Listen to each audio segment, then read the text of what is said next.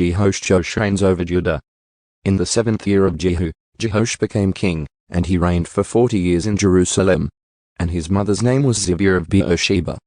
Jehoash did what was right in the sight of the Lord all his days that Jehoiada the priest instructed him. Only the high places did not end. The people still sacrificed and burned incense on the high places.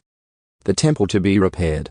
Then Jehoash said to the priests, all the money of the sacred offerings which is brought into the house of the Lord, in current money, both the money of each man's assessment and all the money which anyone's heart prompts him to bring into the house of the Lord, the priests are to take it for themselves, each from his acquaintance. And they shall repair damage to the house, wherever any damage is found. But it came about that in the 23rd year of King Jehoash, the priests had not repaired any damage to the house. So King Jehoash summoned Jehoiada the priest, and the other priests, and said to them, why do you not repair damage to the house? Now then, you are not to take any more money from your acquaintances, but give it up for the damage to the house. The priests then agreed that they would not take any more money from the people, nor would they repair damage to the house. Instead, Jehoiada the priest took a chest and drilled a hole in its lid and put it beside the altar, on the right side as one comes into the house of the Lord. And the priests who guarded the threshold put in it all the money that was brought into the house of the Lord. When they saw that there was a great amount of money in the chest, the king's scribe and the high priest went up and tied it up in bags, and counted the money that was found in the house of the Lord. And they handed the money which was assessed over to those who did the work, who had that oversight of the house of the Lord.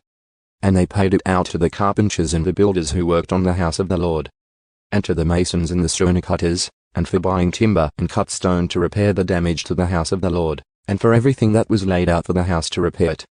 However, there were not made for the house of the Lord silver cups, shears, bowls, trumpets, any receptacles of gold, or receptacles of silver from the money which was brought into the house of the Lord.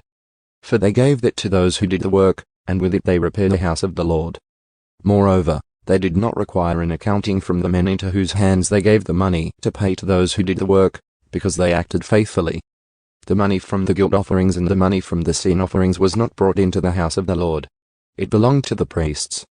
Then Hazael the king of Aram went up and fought against Gath and captured it, and Hazael was intent on going up against Jerusalem.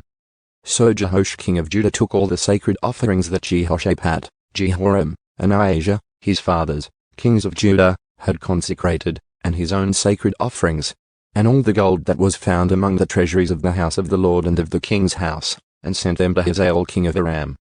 Then he withdrew from Jerusalem. Jehoash succeeded by Amaziah in Judah. Now as for the rest of the acts of Joash and everything that he did, are they not written in the book of the Chronicles of the kings of Judah?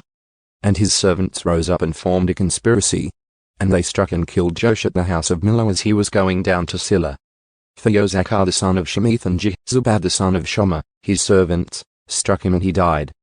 And they buried him with his fathers in the city of David, and his son Amaziah became king in his place.